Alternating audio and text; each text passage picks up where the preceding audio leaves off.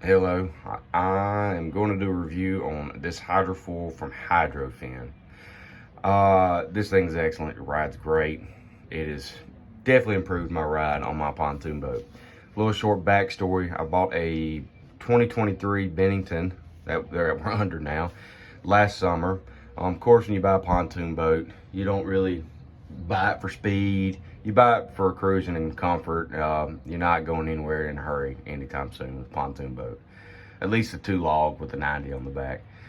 I made the purchase. I love it. I love being on the boat, love riding, but we carry about 6 to 8 people and we keep the max load on this boat at all times.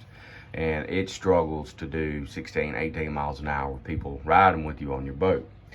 I've been looking at this company right here called Hydrofin. Excellent. They work great with you.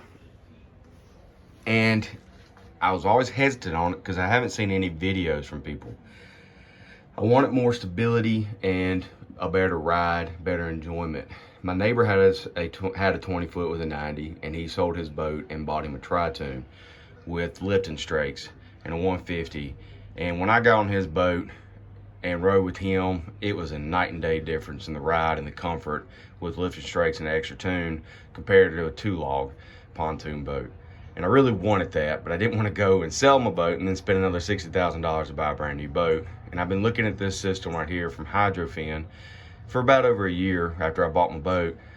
And the only thing I was hesitant to purchasing it was because I didn't see any real reviews on it. I didn't see anybody actually talk about it. I just saw small videos that people did when they went out there and put it on their boats, I guess when the company was new and they were helping people mounting and installing these systems to their boats, and hearing them briefly say, oh yeah, it improved it and did this and that. And so I want to just kind of give my point on it and see, and try to help you if you're debating on making a purchase of this system.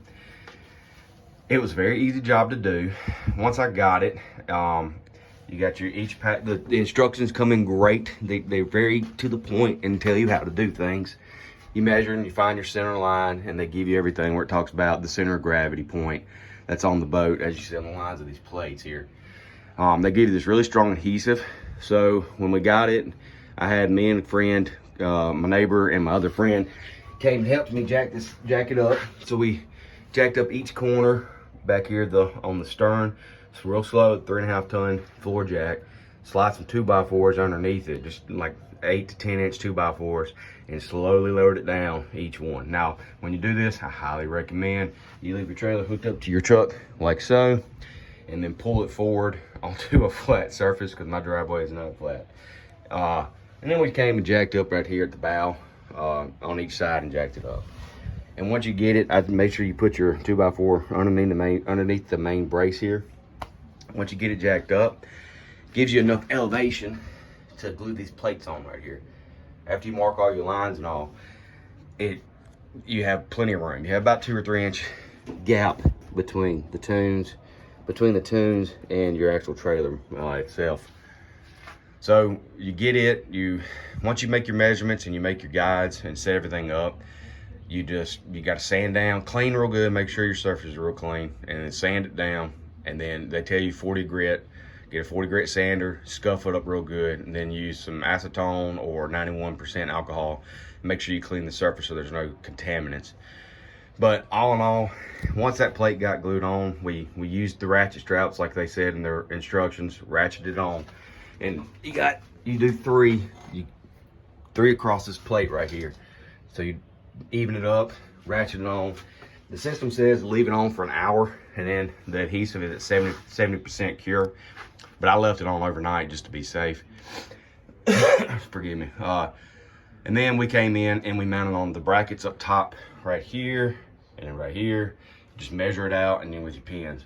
Now, the only thing I called the company because I had an issue where I ran out of adhesive, and then they told you towards the end that you need to use the adhesive to put these pin fairings in right here. So you got them here and you got it there. So on my first maiden voyage with it, I had to use liquid nail, and I guess it didn't cure enough, and I lost 3 pins. But the company was great and sent me back out some more so I can get the cover. Told me if we didn't do that, it would create cavitation in it and it would affect the foil how it rode. And I believe it probably did, because it did have a little issue with it. After I started going, I kind of feel it like it was getting air around it, and it was kind of dropping down, not riding well. But